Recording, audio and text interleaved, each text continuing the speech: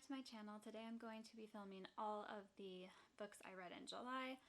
It's not quite the end of July yet, but July killed me. I'm not, obviously not literally. It was just such a hard month for me for reading, and I still managed to get quite a few books read, but it was a chore, which is very unusual. And there was a few books that got me out of my reading slump. So I am thankful to my friends, especially on Bookstagram, for suggesting some fun reads that were able to get me past this mental block. But I just don't want to read. I just want to watch YouTube videos and sit on the couch. I don't know why. It's probably COVID. Am I even allowed to say that in videos? It's probably quarantine. It's just super getting to me right now. I don't know. So I hope your month was good and that you're able to get a lot of reading in. But let's get into all the books I read in July. There were 2 DNFs. So the first book that I DNF'd was Stolen Enchantress by Amber Argyle, and I will put it somewhere. And I really, really hated the main character of this book. And as I was reading it and I was talking to my husband, I'm like, I keep hoping she dies. And I thought, I need to stop reading this book because she was horrifically stupid, and she kept running back to people who basically abused her, running away from a guy who was trying to help her, but every time he would save her, she'd go right back to these people that were basically hurting her all the time. And she was every time she had an opportunity to do the wrong thing, that's what she did. It was her mission. So I just had to let that go. I was like, nope, moving on. The next one that I DNF'd was highly recommended to me, and this is just my opinion. It was The Bridge Kingdom, and I don't remember the author. I will put it here. I got that on my Kindle. I think it was on sale that day. And I just didn't like it. It felt like something I'd already read, just sexual. If that's the right way of putting it. This girl, it opens up, and I thought the opening chapter was actually really attention grabbing, and I was pretty interested. And then it just kind of became this, will they, won't they, when will they get it on? And I couldn't. I'm sorry, it's just not for me. That doesn't interest me. The beginning of the book is a bunch of political intrigue where there's these 2 opposite kingdoms, and they have made this pact to send the daughter from one kingdom over to the other to be this prince's wife to, join up the 2 kingdoms. Yes, this has happened before. Millions of books have the same premise. So, of course, she's going to betray him, and she's been trained for years to basically be this perfect combination of assassin and seductress and all that. So, the beginning is her and her sisters, and them picking the one that's going to go. She ends up being the one that goes, and that whole setup was pretty brilliant, I thought. But once she gets there, the guy is obviously not evil. There's obviously a lot of stuff going on, but of course it's mainly him and her looking at each other, and oh, I see you and you're hot, and I'm looking at you and you're also hot, and when can we be naked together? Well, I don't know, because I stopped that book. I was just like, no, I don't think so. Just not for me. But the next book that I read was, I actually got through, Mortal Engines. And I have very mixed feelings about this book because I just didn't like it that much. The whole premise of this book is very, very interesting. And I really, really liked that the main girl was not this stereotypical gorgeous, every guy is after her. I hated that she had to be basically deformed. She's got a huge scar, and she's had her face cut all up just to say that. But I did appreciate that they had that, it wasn't just a stereotypical beautiful girl, beautiful guy, blah, blah, blah. The thing that bothered me about this book is that there's a lot of death in this book. And it doesn't feel like it gets treated seriously. I didn't feel any emotional impact. At one point, children are drowning, and I really didn't like that. It felt like the author kind of wanted to have this barbaric, kind of, oh, well, this is just how it is because they're so evil and things have gotten so bad and all that. But You better have been there the whole time. Sorry. But to me, it just didn't have the emotional impact that like multiple deaths should have. And I really didn't like that about the book. It kind of felt like it was almost trying to go the angle of a dark comedy, which I really despised as far as it being a kid. Like, basically, this is very young adult. And I don't think that the death should have been treated that way. Like, I didn't like it. And it lessened the impact of the overall book for me. Also, I didn't like that this book is told from very much skipping around from perspective to perspective. So you never feel like you really get the full, like, backstory, the full character development that would have been really good in this book. I didn't care a lot of the characters. The main girl, Hazel, I believe. No, Hester. Sorry. Hester. I liked her fine. The main guy's, naive and kind of meh. But overall, just didn't love this. I won't finish this series. I would recommend it. I would say, read it because it's interesting, but not my favorite. Okay, so the next book.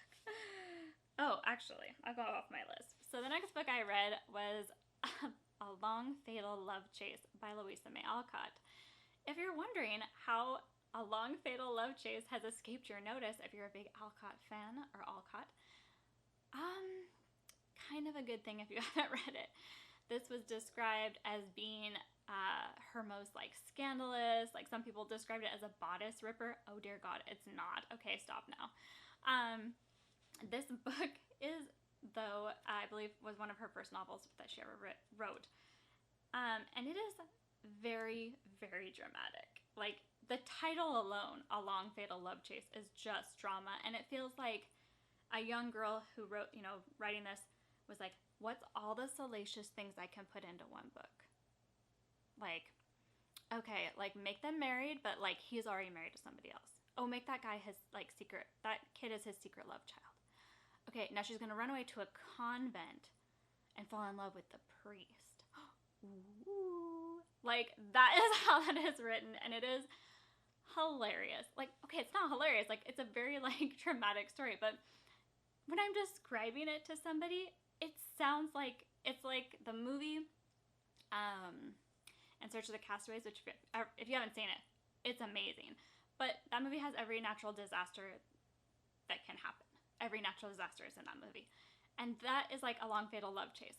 Everything that is gothic novel, what they're known for is in that book.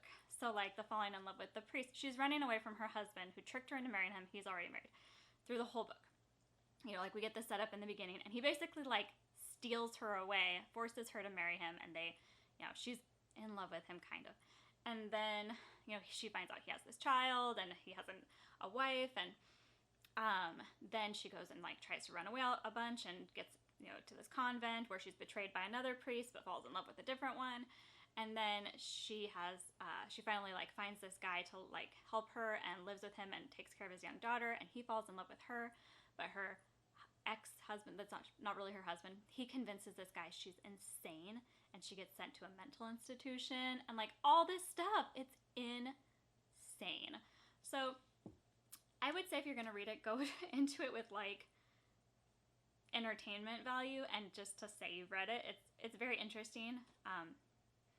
Yeah, it's very interesting, but also just a little bit insane.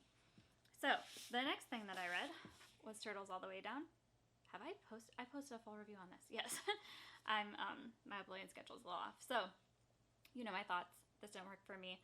And actually I feel really caused me to have additional anxiety. But that's my personal opinion. So if you really love this author and want to read this book, I would say give it a try. If you are someone who suffers from anxiety, though, just be aware that there are very, very, very graphic descriptions of anxieties, attacks. So if you're someone who might be triggered by that, I would say pass on this. Okay, that's that one. Oh, okay. So then I also read, and I'm sad I don't get to talk about it, but I got to be a beta reader, I believe it's called, for a friend who is writing a book, and it was really good. And hopefully you'll all get to read it soon. So that's all I can say about that. It's listed here as super secret book in my list.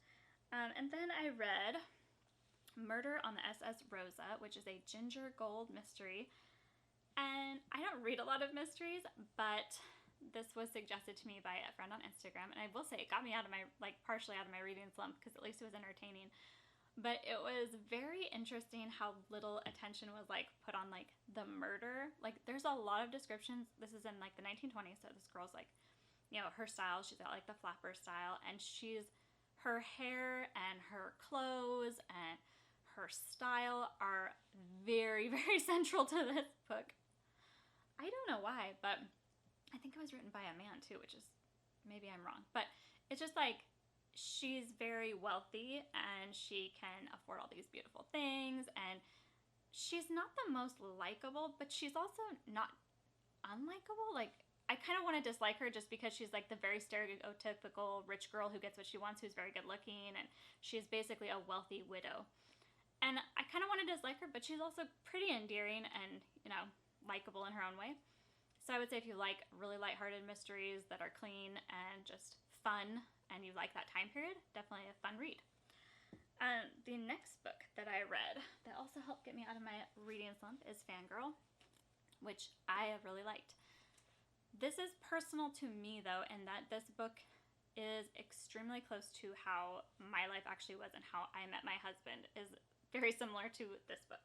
As far as meeting in college, the main girl suffering from anxiety, and all the different things that happen as far as, you know, her thinking that he's with somebody else, and all these different things are like what happened with me. And so I feel like that really helped this book. I related to it. I loved it. I thought it was really, really cute. And yeah, I would say, like, for a lighthearted read, the one thing I didn't really enjoy, which was her writing of the fan fiction for the Simon Snow, because I don't care that she wrote the fan fiction. What bothers me is that there was large chunks of the fan fiction included in the book, which took me out of the story. Like, I wish they would have just said, and then she started reading her fan fiction, and, you know, maybe had a couple little, you know, but there are like full pages of this fan fiction that are not, you know, whole stories, and are just in there to show that she writes fan fiction. So that kind of was boring to me, but the rest of the story I really, really liked. Okay, the next book that I read, this was a buddy read with my brother, Brave New World. And my thoughts on this are a little complicated, because this isn't a book I could say I don't like or that I wouldn't recommend, because it's not that. It's a very complicated situation where I do feel like this is worth reading. And I don't like it because it's not something I can really like. It's kind of a really sad, you know, book about what can happen when people, like, the government takes over, and happiness is the only thing that matters, and basically fake happiness. There are no heroes. There are no, you know, there's no sadness. And so there's never really any true joy. And it's a very sad book in a lot of ways. But I do think it's worthwhile to read. This book was written in, so I believe it was written in 1932. So this book has a lot of parallels with today. And I'm not saying that like, oh, he got everything right, but there's things in here that are just, it's worth it to read. And I do think the story was interesting, if not, you know, like I said, sad and depressing, but worthwhile if you enjoy that kind of, you know, futuristic storyline, similar to a 1984, but I'm going to be reading that one next, so I will compare them. But I would recommend it. I'm not going to say I like it. Okay, so the next ones are going to be all ebooks. I read The Professor by Charlotte Bronte, and I liked it. I am a huge Jane Eyre fan, so I can't put The Professor up there with Jane Eyre. It was interesting and entertaining. So the story is about a guy who starts out trying to go into business, and he has very strained family relationships, but ends up working for his brother. That doesn't work out very well, and then he goes to be a professor at a boys' school, and then ends up also teaching at the girls' school that is adjacent to this boys' school. And I liked it. I thought there were some really interesting things in it, and I liked the main characters, both of them. However, I feel like both of the main characters, if you put their personalities together, make a Jane Eyre. Like, they had a lot of the same qualities, a lot of the same, you know, sensitive soul, but very like strong will, like so I do feel like Jane Eyre is just the better book, but it was a good read and not very long. The next thing I read was The Solicitor's Son by Rachel Anderson. This is part of a series, and I've read the whole series, so I read it. Not my favorite of this series. It was entertaining. It's like one of those, you know, I think it's supposed to be Regency era books. It's clean, but it's like this guy is like trying to help this girl's family get their finances in order, and he gets invited to this party to like see what he can do to help them, and he's like on the lower end of the social, you know, ladder, and she's up here, and you know, of course, like all that, you know, then they're gonna fall in love, and that's gonna cause problems because she's got to marry for, you know, someone of her same social standing. But you know, it was a good book, just not like my favorite, but entertaining in its own way. So the next book I read was a reread, Red Winter by Annette Marie. So if you like Inuyasha, which if you can't tell, I do like Inuyasha. Not my favorite anime, but I watched the whole thing and I liked it, and Sesshomaru is the best. So this book is very similar to me, like in my way of thinking. It's very similar to the storyline of Inuyasha, like not blatant. It's got a lot of the same elements. And the main characters are a girl named Emmy, who is like a girl who works at a shrine, basically. And then the other main character is Shiro, I believe, and I want to make sure, I'm probably not saying this right, but he is like basically, there's like gods and goddesses, and I don't understand, and I'm not gonna like, this is all like Japanese like lore, and I do not understand it very well. So he's like kind of like, seems like a kind of demigod kind of thing, where he is like a shapeshifter, and he has like he's a white fox, but he has like the fox ears, but like human features. I'll just insert a picture if I can. Anyway, reminds me a lot of Inuyasha, and I really liked it, and I have read it. Like I said, it was a reread, but it's fun, and I like the whole like series. But yeah, so I reread that, and then the last book that I read is The Prince's Bargain by K.M. Shea, which I love, love, love. This is the third book in the Elves of Blessed series, and oh my gosh, I love these books. The first one being Red Rope of Fate, then Royal Magic, then The Prince's Bargain, and every single one of them is totally worth reading. I love this series so much, and this series focuses on one of the younger princes, I believe, Arvel, I think is how you say his name, and then a translator elf named Myth. And so in this series, there are the humans and the elves, and they have created this kind of like harmonious relationship where they have like a mutual benefit to each other, but they are still working it all out as far as being able to understand each other's language and customs. And so she's a translator and ends up working for him as he's now come into the role of crown prince, and he needs help. So I loved Myth. I like the whole story. This isn't my favorite of the series so far, but it's, you know, these are all like basically 10 out of 10 books for me. I love these.